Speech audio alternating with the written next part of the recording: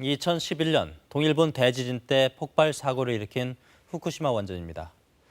이후 원전에 빗물이 유입되고 추가 폭발을 막기 위한 순환 냉각수가 투입되는데요. 이렇게 만들어진 방사능 오염수가 123만 톤, 보관 탱크는 1000개가 넘습니다.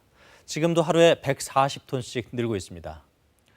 일본 정부는 정화 과정을 거쳐서 안전하다고 주장했지만 오염수의 약 70%의 세슘 등 인체에 치명적인 방사성 물질이 기준치 이상 포함된 사실이 뒤늦게 드러나기도 했습니다.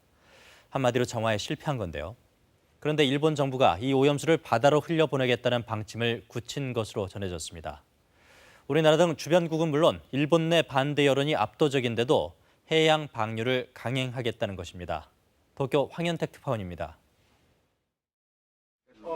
일본 어민단체 대표들이 관할부처 장관과 얼굴을 마주했습니다. 어제 관방장관 등에 이어 연이틀 정부를 항의 방문한 겁니다. 이들은 후쿠시마 조업량이 원전 사고 전 14%에 불과하다며 오염수 해양 방류는 어민을 죽이는 일이라고 성토했습니다. 福島のみならず日本全体の漁当然でありますが、漁に壊滅的な状態も危惧されると。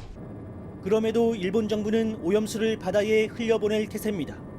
공영방송 NHK는 오는 27일 관계강요 회의에서 해양 방류가 결정될 예정으로 원전이 있는 지자체 2곳에 이미 이런 방침이 통보됐다고 전했습니다. いつまでも方針を決めずに先送りすることはできないことは事実であると。適切なタイミングで政府として責任を持って結論を出してまいりたい。 해양 방류할 경우 세슘 등은 다시 한번 정화를 거치고 제거가 어려운 삼중수소는 바닷물에 희석하는 방식입니다. 2년 뒤 첫 방류를 시작해 30에서 40년에 걸쳐 버리는 방식입니다.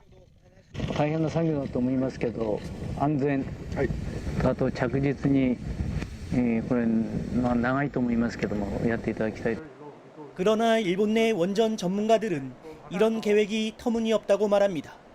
少なくとも100年はかかるだろう。捨てるということでも基準を守って捨てるってそんなに簡単じゃない。 막무가내식 해양 방류가 강행될 경우 한국 역시 애꿎은 피해가 불가피합니다. 우리 정부는 국제사회와 공조해 조치를 강구하겠다는 입장을 냈습니다. 도쿄에서 KBS 뉴스 황현택입니다.